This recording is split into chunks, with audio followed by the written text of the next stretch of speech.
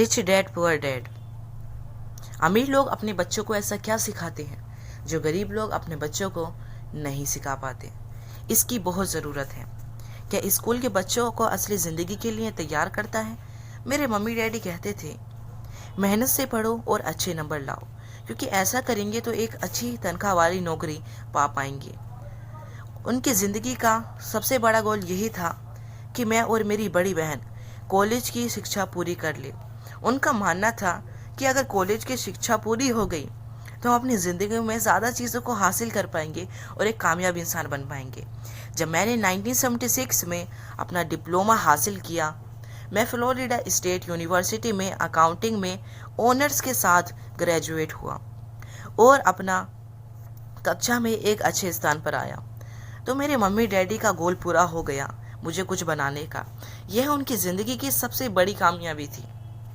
Master plan के हिसाब से मुझे एक बिग आर्ट अकाउंटिंग फार्म में नौकरी भी मिल गई। अब मुझे उम्मीद थी एक लंबे करियर और कम उम्र में रिटायरमेंट की। मेरे पति माइकल भी इसी रास्ते पर चले थे। हम दोनों ही बहुत मेहनती परिवारों से आए थे और हम दोनों परिवारों की हालत बहुत गरीब थी। हम अमीर नहीं थे। माइकल ने ऑनर्स के साथ ग्रेजुएशन किया, एक बार नहीं बल्कि दो बार। पहली बार इंजीनियर के रूप में और दूसरी बार फिर लॉ स्कूल से। उन्होंने जल्दी ही पेटेंट लॉ के विशेष ज्ञान रखने वाली वाशिंगटन डीसी की एक मानी हुई लॉ फार्म में नौकरी मिल गई और इस तरह से उनकी फ्यूचर भी अच्छा हो गया। उनके करियर का नक्शा साफ होता गया और वो आगे बढ़ते रहे और यह भी बात तय थी कि उन्हें जल्दी रिटायरमेंट मिल जाएगी। हालांकि हम दोनों ही अपने करियर में सफल रहे, परंतु हम दोनों सोचते थे हमारे साथ ठीक वैसा ही नहीं हुआ।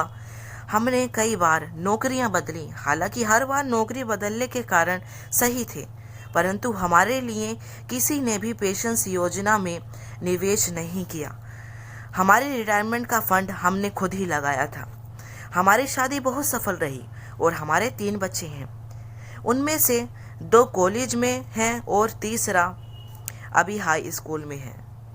हमने अपने बच्चों को अच्छे स्कूल की शिक्षा 1996 में एक दिन मेरा बेटा स्कूल से घर लौटा। स्कूल से उसका मोहभंग हो गया था। मैं पढ़ाई से पूरी तरह उब चुका था। मैं उन विषयों को पढ़ने में अपना टाइम क्यों बर्बाद करूं, जो असल ज़िंदगी में तो मेरे कुछ काम ही नहीं आएंगे। उसने पढ़ाई का विरोध किया। बिना सोचे विचारे ही मैंने जवाब दिया, क्योंकि अगर तुम्हारे अच्छे नंबर नहीं आए तो तुम स्कूल या कॉलेज नहीं जा पाओगे, चाहे मैं स्कूल जाऊं या ना जाऊं। उसने जवाब दिया, मैं अमीर बनकर दिखाऊंगा। अगर तुम कॉलेज में ग्रेजुएट नहीं होगे तो तुम कोई भी अच्छी नौकरी नहीं मिलेगी। मैंने एक माँ की तरह अंतित होकर बिना अच्छी नौकरी के तुम किस तरह से एक अमीर इंसान बनने के सपने देख सकते हो। तुम बगैर पढ़े एक अमीर इंसान और कामयाब इंसान नहीं बन सकते। मेरे बेटे ने मुस्कुराया और सर हिलाया। हालांकि पढ़ने में स्मार्ट था और तेज भी था, उसका दिमाग भी बहुत तेज था और अच्छे से हर काम को करता था। मम्मी, उसने बोला शुरू किया, भाषण सुनने की बारी अब मेरी थी। समय के साथ चलना चाहिए। अपने चारों तरफ देखिए। सबसे अमीर लोग अपनी शिक्षा की वजह से ही आज इतने अमीर हैं। बगैर पढ़े वो कामयाब नहीं हो पाए, बल्कि उन्होंने अपनी ज़िंदगी में पढ़ाई की है। माइकल जॉर्डन और मैडोना को देखें, यहाँ तक कि बीच में ही हार्वर्ड छोड़ देने वाले बिल गेट्स ने माइक्रोसॉफ्ट कामयाब किया। आज वे अमेरिका के सबसे अमीर व्यक्ति हैं और अभी उनकी उम्र भी 30 या 40 वर्ष की है।